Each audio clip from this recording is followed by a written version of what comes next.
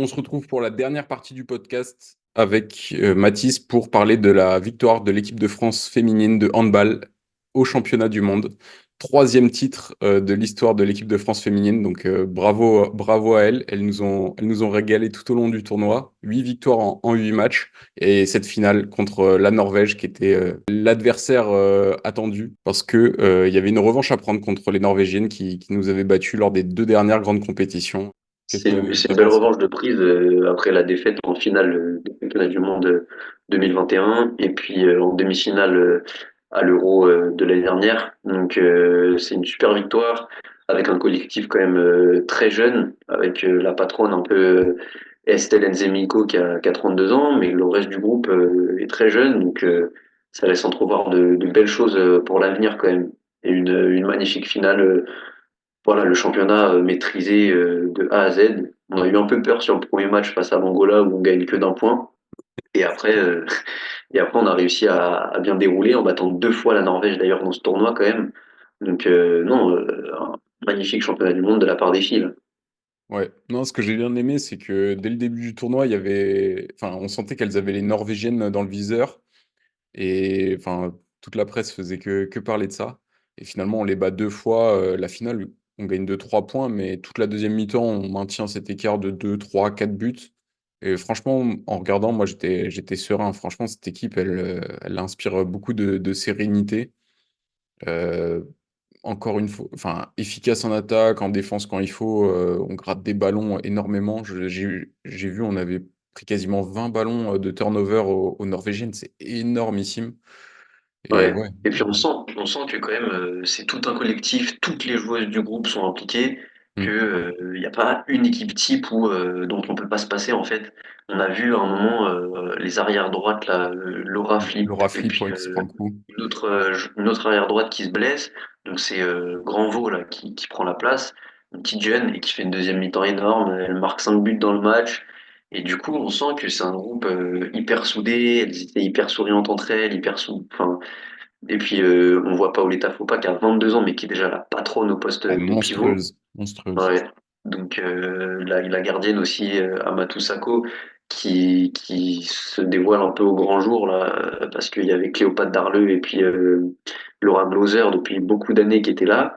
Et là, elle fait une magnifique finale, un bon tournoi. Donc, ça laisse entrevoir de belles choses pour les JO à Paris, là, en 2024. Franchement, c'est cool. C'est clair, c'est clair. Et ce sera pour la dernière d'Olivier Krumboltz, enfin, en théorie, du coup, l'entraîneur, euh, l'entraîneur légendaire de l'équipe de France féminine. Lui, il arrivait en 98.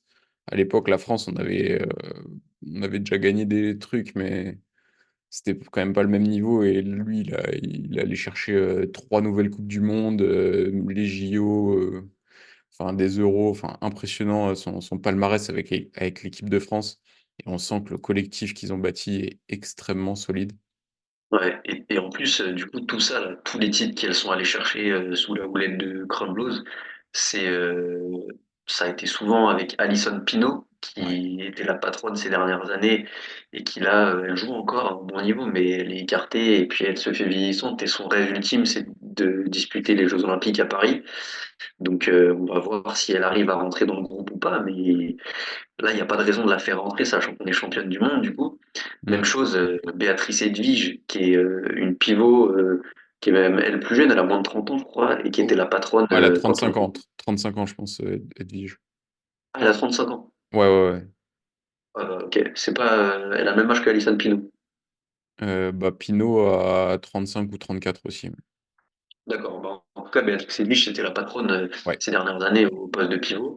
Et là, il a fait le choix, Olivier Cramblos, de ne pas faire appel à elle et de laisser vraiment Paoletta Fopa complètement maître à ce poste-là.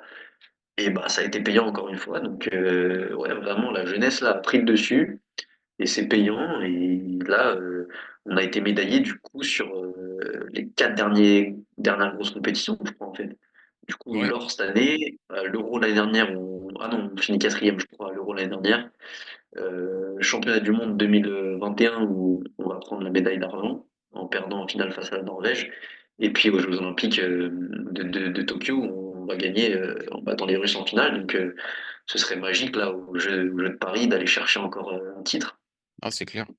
L'équipe, elle est invaincue depuis sur toute l'année 2023. C'est quand même assez rare de jamais concéder une petite défaite par-ci ou par-là, quoi. Enfin, c'est vraiment Ouais, un handball, ouais, c'est ouais. énorme. Et ouais, non, c'est clair. On a tendance à beaucoup parler de l'équipe de France masculine qui avait bah, tout gagné dans les années 2000-2010 avec les experts.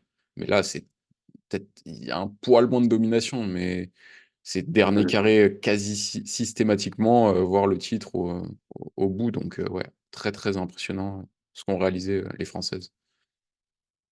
Ouais. Donc, on va vous laisser là-dessus en Ouais, espérant les voir briller à Paris cet été. ouais, ce sera une des chances de médaille française, c'est certain. Salut à tous. Ciao, ciao.